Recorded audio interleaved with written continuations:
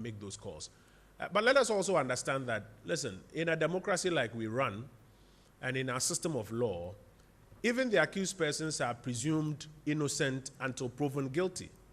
The state will have to go to court and convince the court with the videos and the photos and the persons they arrested them there and what they were involved in, and convince the court beyond reasonable doubt that these persons are guilty of these specific offenses. And to do that, the court affords them the time and the liberty also to have their defenses.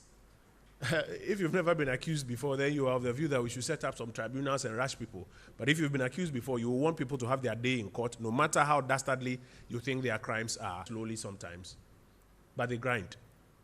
So those would be my responses. The Honorable Minister, I want you to please join us. Have people been targeted? Are there timelines? How soon is your soon on maybe an adjustment to this 100 meters? Do you have any updates on any gold seized or substances suspected to be gold, if any? And is it true that you pre-announced that you are about to do a raid before it is done? Is that actually true? Or it's a misconception? Take any further action beyond burning the excavators? Thank you very much. No individual is targeted. No individual or company or group of companies or a group of individuals are targeted in this exercise. Not at all. River bodies. 100 meters along the river bodies. And they sweep as long as sometimes 150 kilometers, sometimes 100 kilometers, maybe sometimes as short as 50 kilometers. Any machine they see, any equipment they see on the way, they immobilize it. They destroy it. It's as simple as that. They make sure that that machine never works again. So if your equipment is not found within that particular range, it's very different from the river bodies. And it's moved even a kilometer away. They will follow that hose, destroy the hose, and destroy the equipment as well. And they've done that in a couple of places. Other than that, the armed forces are strictly moving along the river bodies. If there's somebody who has any evidence, you are a Ghanaian, you have the duty to report that. And then the armed forces will take control and make sure they do their work. But no single individual is targeted.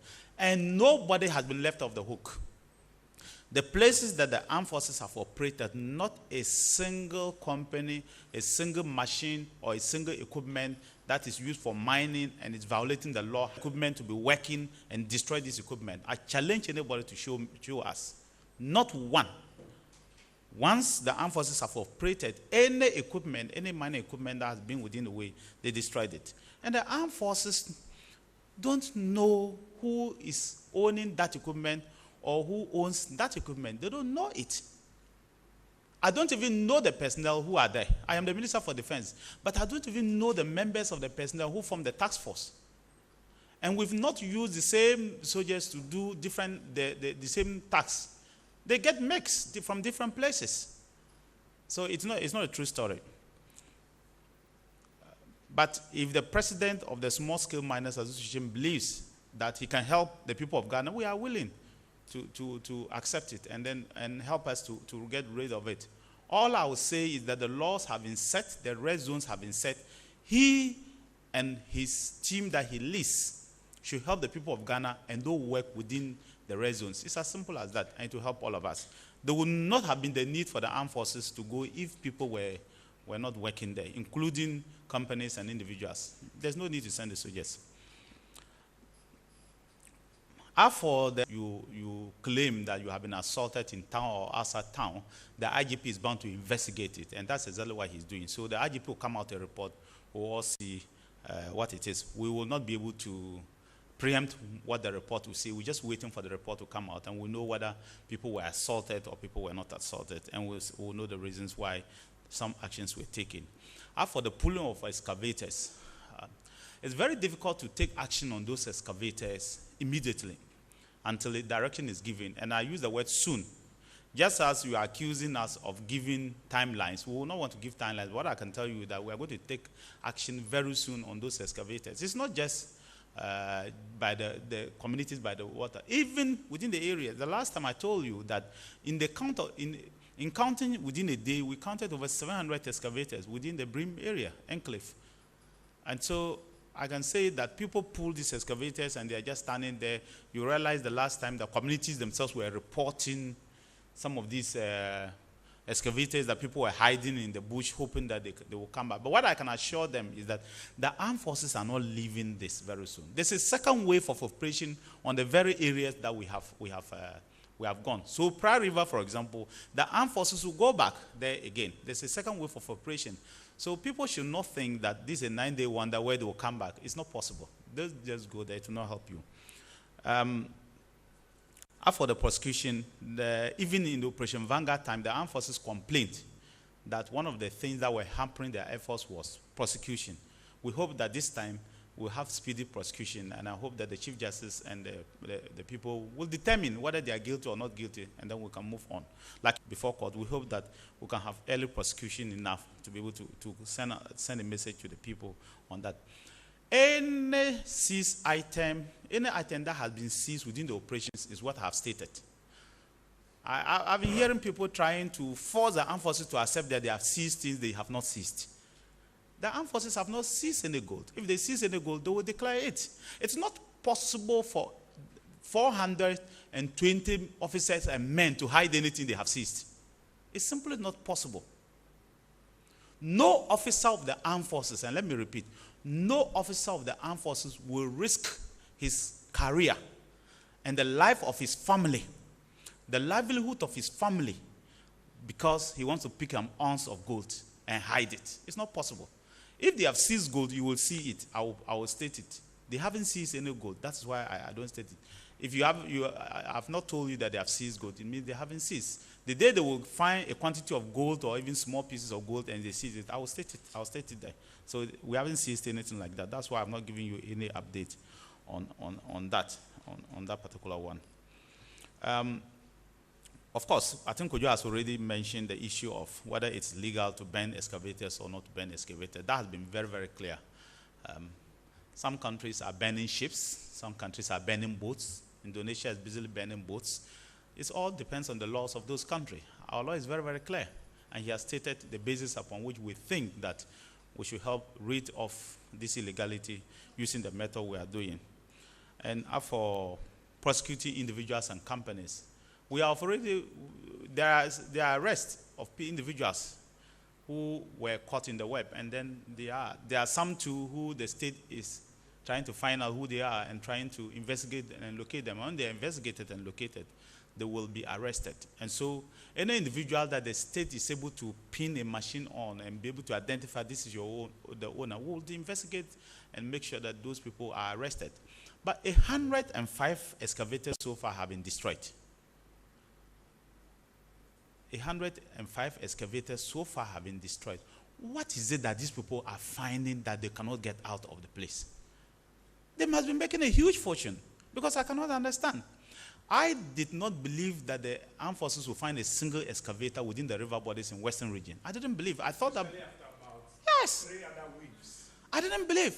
So what is it that is in that mining that they cannot leave? You are allowing equipment worth over $100,000 to be destroyed. Well, what is it that you can leave? And in the night you go back because you want to go and mine? What are you finding? I cannot understand. I remember during the NDC days, you remember in the early part of Mahama regime, over 100 excavators were destroyed. Over 100 excavators were destroyed at that time when they launched those operations at that time. In fact, even the excavators, the 105 we have destroyed, what they destroyed then, destroyed then, are more than what so far we have done. So sometimes I find it difficult why, and now, I hope it's not politics, but what I'm just saying is that it is not worth it to get your machine bent. You know, we have not announced dates and time of operations, never. We only say that there will be an operation. As I've just stated, that there will be continuous operations. But we have not really announced to people that we are coming to River Ankobra on this day at this time. We don't do that. But what I want to say to you is that we give people the opportunity to move away, because the armed forces and the government is not interested in banning your equipment. That's not our interest. Our interest is to get you to move off the place. and do the right thing. So if people can move, if we can tell people that we are doing an operation and they can move, we'll be very, very happy. We are not interested in burning equipment. That's not our primary focus. Our primary focus as a state is to ensure that people do not destroy our water bodies. But so far we have not. It's not a true story that we have gone to announce to anybody that on this day we are coming. On the 27th, which was the last Thursday, we never announced to anybody that we're going to Western region. But we did announce here that there will be a fourth operation. And of course, there will be a fifth operation. But where, when, and how, I have not stated it. All I've said is that there will be a fifth operation. So people who are operating 100 meters within the river bodies, not just river bodies, streams. The law is river bodies, streams, and water bodies. If you are operating in any of these areas, streams, water bodies, and river bodies, move away and in the forest reserves. Like I said, there will be a fifth operation, there will be a sixth operation, and seventh operation. So people should not go to these areas. It's as simple as that. If we do this and people pack off, we are very happy. Because like I said, our aim is not to burn anybody's equipment. No. We just want to ensure that we preserve the forest reserves that we have. We want to ensure that we preserve our water bodies that we have. Just look at this picture. This is a river that has been destroyed like this. This is not what our forefathers left us. This is not what our forefathers left us. If they did this, you and me by now would have died of thirst, or would have been importing water from, what do you call it? Is it a butchery? Abroad. By now, we will not have water to drink. Because in Ghana, virtually everywhere, there's gold. There's gold in Upper East, there's gold in Upper West, there's gold virtually everywhere in Ghana. You can find pure gold virtually any part of Ghana. If our forefathers were to be doing what we are doing because they want to get rich, by now we will not even find a single tree standing in Ghana today. And that's not what we want. Is there any further action beyond burning some of the excavators? Like I said, burning the excavators is just the first part of it. But we intend to find the people. Like I said to you, we are finding the people involved. You just stated that some 2 people are being located. We are finding the people involved, and we are investigating the background of the people involved, who the excavators are for, using chassis numbers. We are going to investigate all this, and anybody found guilty will be punished. We will punish every person found guilty. Just about 2 more. We'll take them, and then we'll wrap up. We're at the very tail end. Okay, so we are done with our questions. GNA, I'll give you 1, and Searchlight, I'll give you 1 very quickly, and then we'll wrap up. Yes, Honorable, I've been thinking, in the past, when these Chinese are arrested, they are repatriated, and I can cite that there was one person who was deported. Okay, let's say not create an impression that was a general rule. Yes, that's a specific case in which it happened. Yes, yeah. Aisha Huang was repatriated. Yes. So I was thinking whether government has changed its policy on this issue. That now, when you are Chinese or any foreigner, the policy of government is that persons arrested should be prosecuted. And when they are prosecuted, would they serve their sentence in Ghana? Persons who are convicted by the courts in Ghana serve their sentences in Ghana unless there is an alternate arrangement for whether prisoner exchange or something. Okay. Yes, sir. Second, very final one, and then let's wrap up. Just addendum to what you just said. We know that the 2 of you are conspiring. No. We know that these Chinese people come in through some Ghanaians in this country. I learned it's a cartel, who normally contract these people into this country. And I wonder why they're able to come here on notice, or they come here and then they use some excuses and do some things that you're doing here. Why can't you, as it were, uproot that very source that brings these foreign nationals in so that we can have a solution? Because they keep on coming. I don't know how they want to come. It is not a crime to invite a foreign national to do legitimate business. Yes, but Honorable, they come here with some pretext that we are coming for holiday. I'm coming. It is not a crime to invite a foreign national to come and do legitimate business. If you are found as having conspired with a foreign national to conduct illegality, it will be treated as a specific matter. So, So, what do you draw the line? Because the Chinese ambassador said that it is not easy for a Ghanaian or any African national to go to China and do what they are doing here. But they come here and I don't know how they manage to get their way through the forest and do their own thing. So I think I'm saying that we should tackle the source of these things because they can only come and pretend. Thank you very much. If there's a remark you would like to make, please do. First of all, I don't want this illegal, the fight against illegal mining to be the issue of China. And no, not at all. There are many more foreign nationals than Chinese. I mean, a lot of ECOWAS nationals are far more than the Chinese who are involved in it. And nobody invites anybody to come and do illegal mining. If you are here and you are committing crime, whether it's illegal mining or armed robbery, you'll be arrested and prosecuted. A working permit, you're allowed to go there and do that. If you're going to China, you have a working permit, you're allowed to go there. But when you take that working permit to commit a crime, they will prosecute you and jail you. That's what we are doing here. But more specifically, I want to state that if I am not where I am, I expect that whoever takes over for me will do same to protect our heritage. Full stop.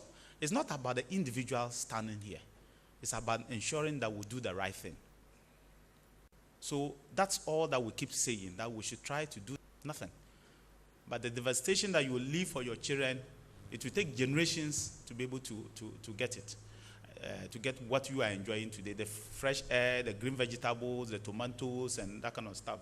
So what we are saying is that do not let us fight amongst ourselves because somebody wants to get some bit of gold and sell and get money. That's all. Thank you. We have only 5 minutes. Bloomberg, quickly. Yeah. Thank you very much. Honorable, reports have shown that children born in these areas are beginning to develop something that used to be rare, that is childhood cancer and what have you, and many health complications. How do you intend to sustain what you're doing beyond your thematic time? You said like 5 phases and what have you, such that whoever comes after you, be it in this government or a subsequent one, from these areas are contaminated. So then it goes to then strengthen my question. How do you sustain this over the long period? Quickly. Okay. Good morning, Honorable. Yeah. Kingdom FM. The question is, free 2008 about Operation Vanguard for the almost CZ excavators. 2008, not Operation Vanguard anymore. Sorry, 2018. 18, okay. Sorry. I'm a say KBC between Medina and Adenta Aviation Park. Last week, Kingdom FM, the Kohoko check a crab, but you say still na excavators to go home in Uriah Briaba. So, find out from Minister. Lance Minister Bar last time or answer our question or say current operation and no encounter and repromuno or becca and no wasem and no candy I can wasem. Okay, but that's it. But as Minister, so please deal with the first question. So the first of all, I think that you answered this question the last time to say that we want to get real empirical evidence to link the mining to kids who are born with deformities. I want the scientists to really link that. It's too far-fetched to say that food is contaminated to that extent. You know, some even say cocoa, some say this. It's far-fetched. We want to hold on a little bit with that assertion. But what we are saying is that the implications going forward will be huge for us if we don't do something about it. So sustainability, I can assure you we are going to sustain it. That's why I told you that you see this picture, look at this picture very well. There's no way you can leave this river as it is. You have to clean it up, and the armed forces will go and help us clean it up. All we are saying is that the chiefs in the area, the opinion leader, the Odikros in the area should assist government.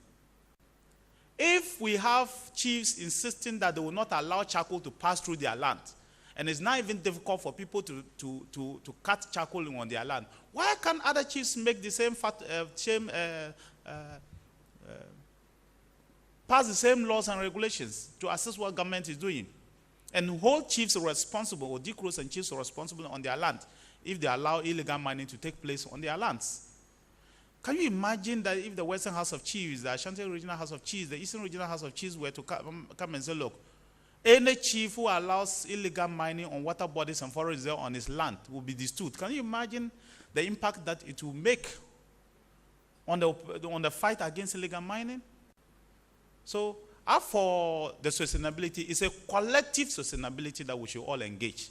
And I want to urge you, the media, to also help us. You're already doing it, but I want to continue to allow you to help us so that we can continue to do that. People will try to throw words into what we are doing, as I stated. But I can tell you that we are determined. And I hope that people who will carry on from us will do same as we are doing. It's not personal. We are doing what we believe is right for the people of Ghana. Thank you very much. Thank you so much. The Honorable Minister responsible for Defense. Thank you so much, the Ghana Armed Forces.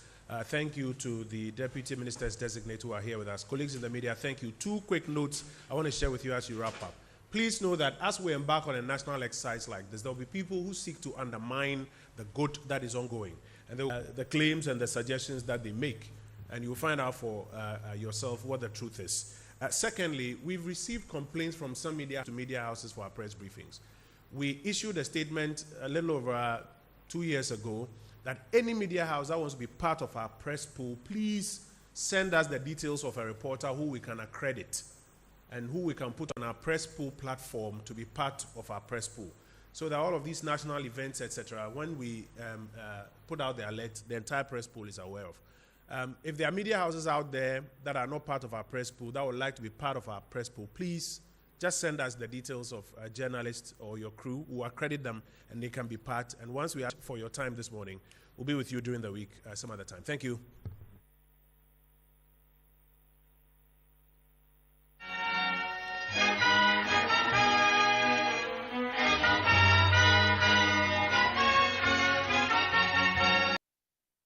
$191.6 billion, and this actually represented 139% increase within 4 years. So how much did COVID contribute to this debt? Mr. Chairman,